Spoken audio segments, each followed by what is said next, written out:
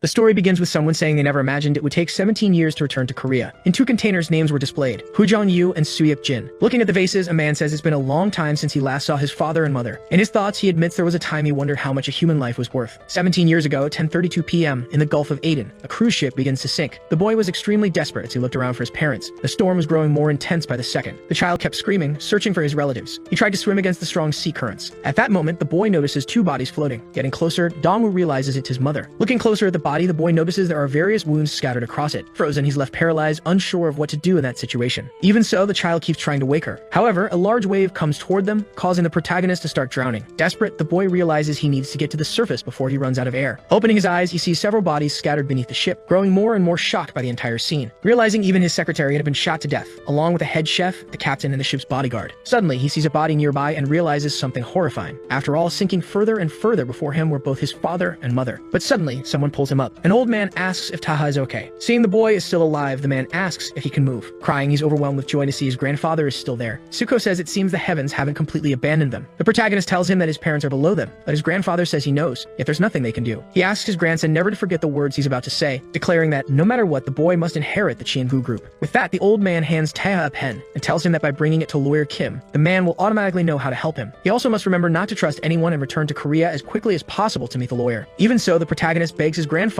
to at least save his father and mother. The man begins removing his life vest. The boy doesn't understand what he intends to do with it. Surprisingly, the old man puts the vest on the child, explaining that they had already been shot before the ship even sank. Inflating the vest, Suko tells Taeha to go and survive at all costs. And so the man pushes his grandson away, just as another giant wave approaches them. The storm caused lightning to tear through the clouds non-stop. After some time, all the chaos turned into an agonizingly peaceful silence. The boy was still floating on the water, opening his eyes clearly exhausted. The boy is left speechless when he notices something casting a shadow amidst the sunny sky. The source was a large cargo ship passing through the area. Someone smiles as their face is obscured by the light. Taha was very scared and confused after being rescued. 2 guards armed with rifles were shocked to see the child still alive. One of them starts yelling for his boss, saying the boy is okay. Hearing a language different from his own, the protagonist realizes they're Italian. The man kept trying to communicate with his superior. Someone seems to hear the call. While one of them complains about their boss being there again, the chubby one asks if the child can understand him. However, Taha notices a tattoo standing out on the man's neck. With that, the protagonist realizes that given the tattoo and the weapons, these people aren't ordinary. Suddenly, the group's leader jumps down from where she was. Startling him, the woman lands in front of the boy, asking how he ended up on her ship. Her subordinate warns that the child might not speak their language. Annoyed, she orders someone to bring a translator to help them communicate. Taeha just watches them, a little nervous, not knowing how to react. But to the woman's surprise, he speaks in Italian, saying he was on a yacht that got attacked nearby. With that, she asks where this impressive child came from. He explains that he's Korean and that during a storm, his family's ship was invaded by armed men who killed his parents and grandfather. The boss says that, apparently, after being shipwrecked, he ended up on the Salerno family's ship. Confused, the boy wonders what the Salerno family is. She starts laughing at the situation as an Asian kid speaking Italian claims to have come from the Gulf of Aden in the Middle East. Pulling out a knife, the woman says it's shameful, but she can't believe it. Pointing the blade at the boy, Regina asks if there's any reason she shouldn't just throw him back into the sea. The boy doesn't know what to say to avoid that. Nervous, he tries to think of something as fast as he can. So Taeha shows the pen given to him by his grandfather,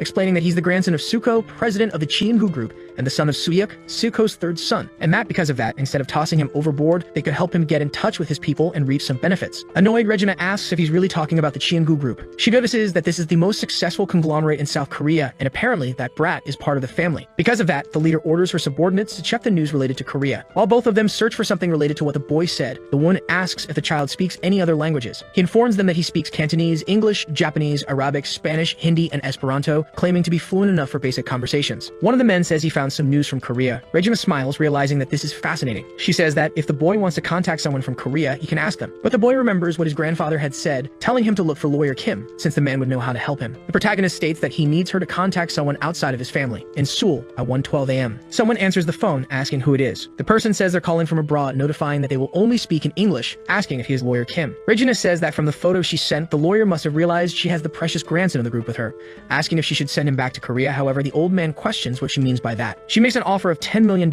saying they should meet in the Panama Canal for the exchange. However, the guy claims he's too busy to negotiate, so he makes a counteroffer, offering $1 million. Putting his drink down on the table, he picks up a microphone that was nearby, swearing and stating there'll be $1 million.